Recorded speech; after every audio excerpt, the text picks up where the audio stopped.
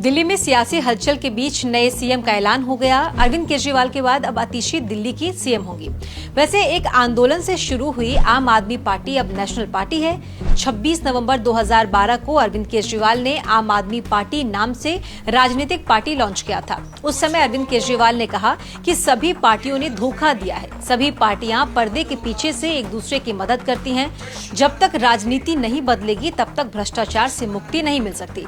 इसीलिए हमने मजबूरी में आम आदमी पार्टी का गठन किया। लेकिन मजबूरी में शुरू हुई आम आदमी पार्टी आज देश की राष्ट्रीय पार्टी बन गई है। बीजेपी, कांग्रेस और तृणमूल कांग्रेस के बाद चौथे नंबर की पार्टी है, जिसके देश में सबसे ज्यादा विधायक हैं। दिल्ली और पंजाब में सरकार है। एमसीडी पर भी कब्जा हो गया है। गुजरात और गोवा में पार्टी की एंट्री हो चुकी है।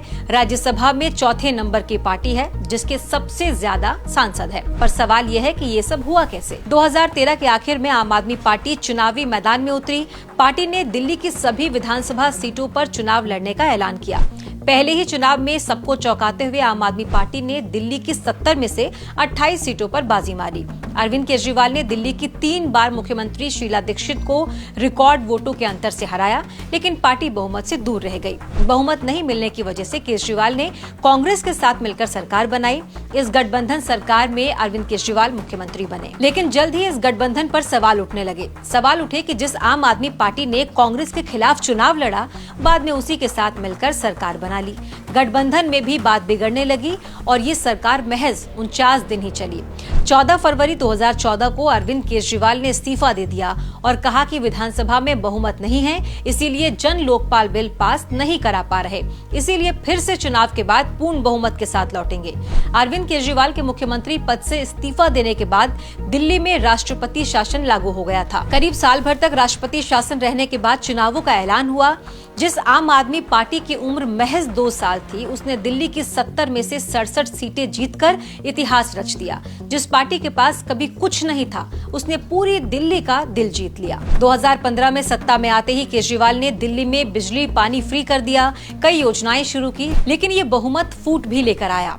एक वक्त ऐसा आया जब प्रशांत भूषण और योगेंद्र यादव ने केजरीवाल पर सुप्रीम लीडर होने का आरोप लगाया।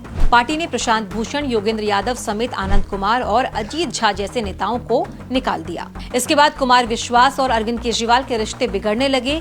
एक वक्त था जब कुमार विश्वास को अरविंद केजरीवाल अपना छोटा भाई बताते थे। रिश्ते बदतर तब हुए जब 2018 में कुमार विश्वास को राज्यसभा नहीं भेजा गया। बाद में कुमार विश्वास ने भी पार्टी छोड़ दी। कई और भी बड़े नेता पार्टी छोड़ते चले गए। आम आदमी पार्टी से नेता छूटते जा रहे थे, लेकिन अरविंद केजरीवाल की छवि पर कुछ खास असर नहीं पड़ा। फरवरी 2020 में दिल्ली में जब विधानसभा चुनाव हुए तो आम आदमी पार्टी ने फिर चमत्कार कर दिया। इस चुनाव में आम आदमी पार्टी ने 70 में से 62 सीटों पर जीत दर्ज की। 2015 के मुकाबले सीटें थोड़ी कम जरूर हुई, लेकिन तब भी ये किसी चमत्कार से कम नहीं था। नेताओं का पार्टी छोड़ना लोकसभा चुनाव, एमसीडी चुनाव में कुछ खास ना कर पाने से लग रहा था 2020 में आम आदमी पार्टी 2015 जैसा कमाल नहीं कर पाएगी। लेकिन इस बार भी केजरीवाल ने सबको चौंका दिया। 2 साल पहले गुजरात में विधानसभा चुनाव हुए थे। इस चुनाव में आम आदमी पार्टी को 13% वोट मिले थे। 5 सीटें भी जीती थी। इसके साथ ही आम आदमी पार्टी राष्ट्रीय पार्टी बन गई थी।